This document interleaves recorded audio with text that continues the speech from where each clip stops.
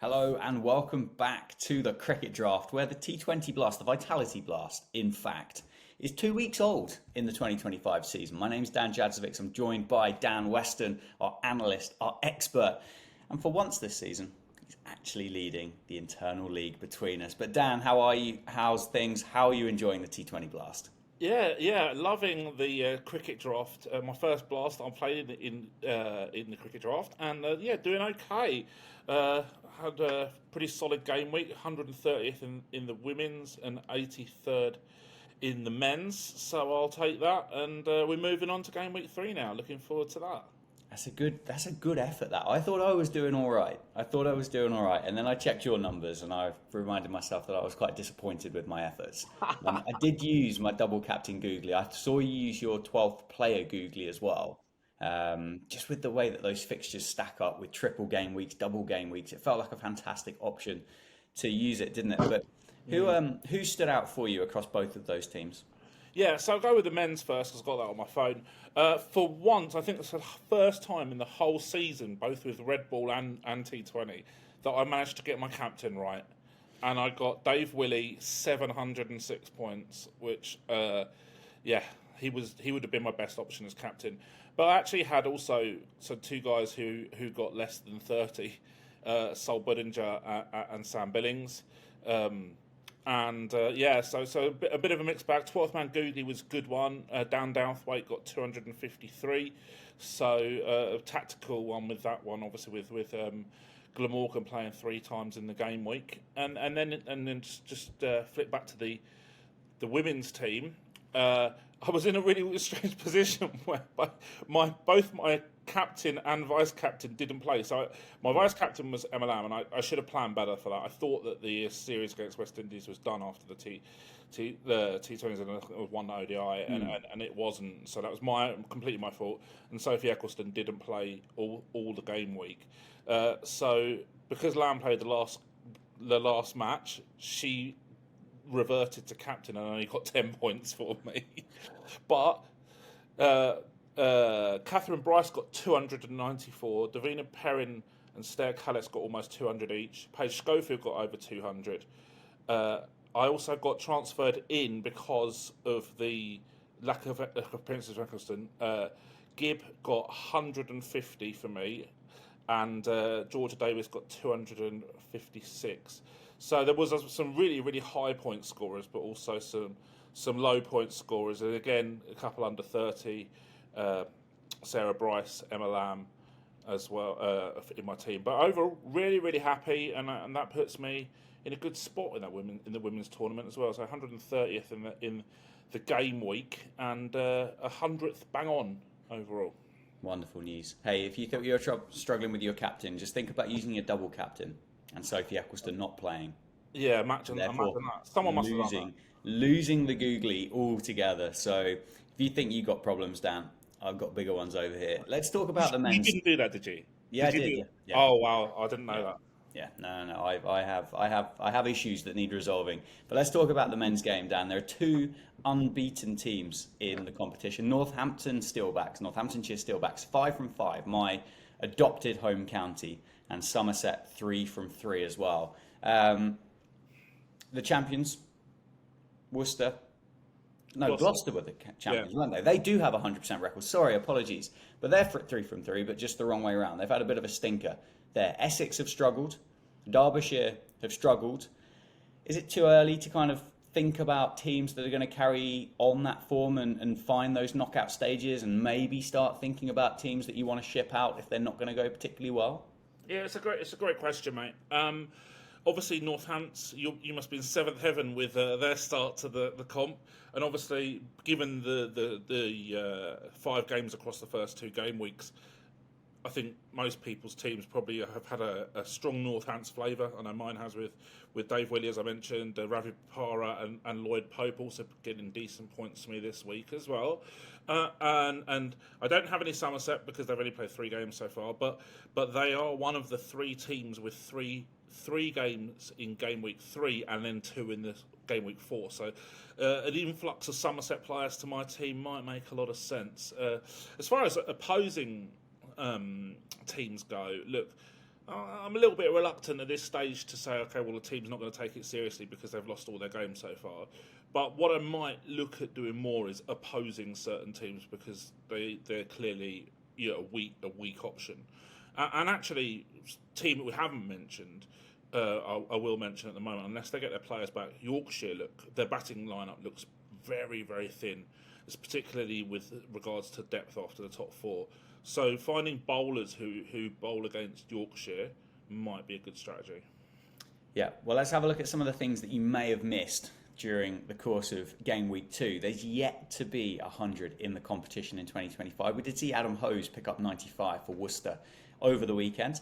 Some more Steelbacks news. There's been 2 sixpers and 2 hat-tricks from Ben Sanderson and Hassan Ali. The Steelbacks, again, the 2 top point scorers in the game, with Dave Willey on 807 points and Ben Sanderson on 735.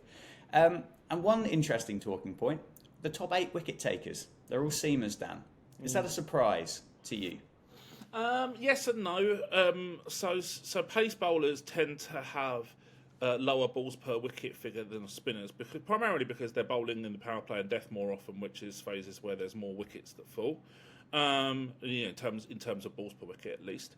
But then in terms of variety, you would expect 1 or 2 spinners to definitely be up there as well. And it's a bit of a surprise, and perhaps I don't know, maybe conditions or the ball is providing more assistance to the pacer. So it's definitely worth keeping an eye on that trend to see if it continues. Yeah, particularly with the way that the weather is going in the UK at the moment. Let's talk about strike rates, and let's talk about batters that are excelling with the strike rate, because there are bonus points on offer in this format of the game on the cricket draft. Ryan Higgins has the highest strike rate in the competition so far of 228.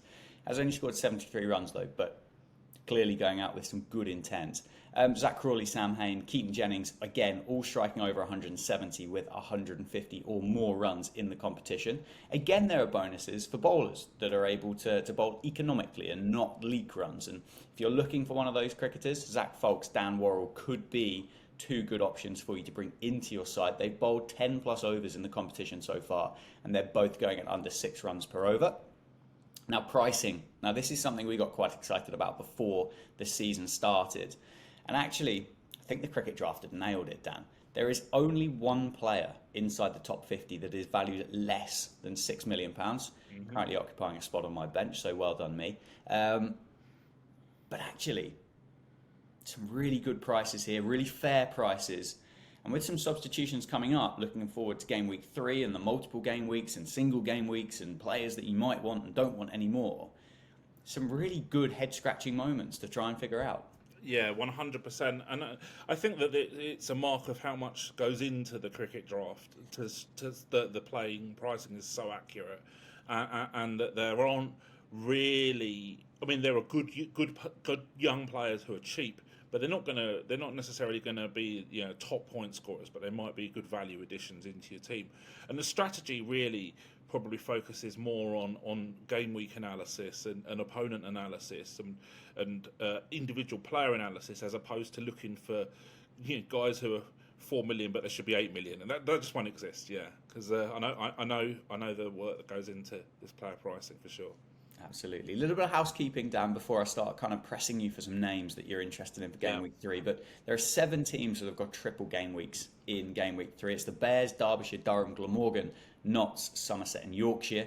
And there are 3 teams that only have 1 game. And now there's some pretty expensive players in these squads: Hampshire, Lancashire and Surrey. So could be a few players going out and freeing up some big cash for players. But who are you looking at? Who are you thinking about bringing in for Game Week 3 in the men's Vitality Blast? Yeah, so again, as my team has been so far this season, is going to be very team focused rather than player focused. So I will look to find the best options among specific teams. So, for example, I cleared out 2 Lancashire players last week, in knowing that they've only got 1 game week in Game Week 3. 1 match in Game Week 3. I've got to get rid of Luke Wells now as my last one to do that. That means I've got an all-rounder spot, and I'll be targeting options from Durham, Notts or Somerset, because they've got 3 games in Game Week 3 and then 2 in Game Week 2, so then I won't need to sub them out next week either. They're less of a priority. Whereas the other 4 teams with the triple game week have got 1 match in game week 4, so they're less attractive to bring in players because you're going to have to make an immediate transfer out. So thanks to you, Dan. You put the spreadsheet onto our WhatsApp group, and I've been using it religiously. So I'm very well prepared for all this stuff. So it's going to be looking, if I've got an all-rounder spot, looking at those players, Ben Rain might be useful for Durham, for example. He's been batting higher up the order. I've often said that they have a lottery system where they draw his batting position out of the hat because he goes anywhere from like 5 to 11, and obviously he'll have match involvement with the ball. A Lewis Gregory type player might be quite useful in terms of match involvement as well for Somerset, looking at knots, we've seen the all-round talent recently of Liam Patterson-White, who had a great knot the other day in a losing cause. So there's some options there for sure. I need to work them out. Might look at moving out one of the Kent players. Maybe look at moving out one of the Leicester batters. But essentially, I'm going to be looking for as much coverage as possible in the game weeks. Yeah, no, I think, it's interesting, isn't it? There's definitely a clear tactic there to target those teams that have those multiple game weeks with then back up multiple games in game weeks as well, which I think a lot of people will be doing. A lot of people will be vibing it. A lot of people will be picking the players that they like. I've got issues. Samit Patel picked up an injury, didn't he? Which kind of scuppers my plans for Derbyshire having 2 triple game weeks on the bounce. So that's a big player for me to try and figure out and find a replacement for. Also, Matty Hurst with the gloves. Luke Wells is on my bench. So there's options there. I might not be able to get rid of both of those. They might just have to kind of occupy some bench space for a bit, but clearly won't be making the 11. And then Brett D'Oliveira as well for Worcestershire, finishing a double game week this week with -3 points for the Worcestershire captain. But hey, he's a big impact player. He's high match involvement. I'm sure it will come good and he will recoup those -3 points for me. Are you enjoying the Women's Vitality Blast this summer? Yeah, absolutely loving it. So if I'm looking at my score overall, I've just inside the top 100 at 100th position so far. So pretty happy with that. 130th in the game week, despite having captaincy issues with Sophie Eccleston not playing, and vice captain was Emma Lamb, which was my own fault. I should have been better prepared for that. But I had some really good performers. So I had 6 players scoring over 150 points in the game week, so pretty happy with that. They were Davina Perrin, Stir Callis, Catherine Bryce, Paige Schofield, Daisy Gibb, and Georgia Davis. So really positive for me overall. And I used the 12th player, Googly as well, which would have been Gibb if Eccleston played. So yeah, I guess that kind of all worked out a little bit. But yeah, no, certainly scope for improvement as well. So pretty happy.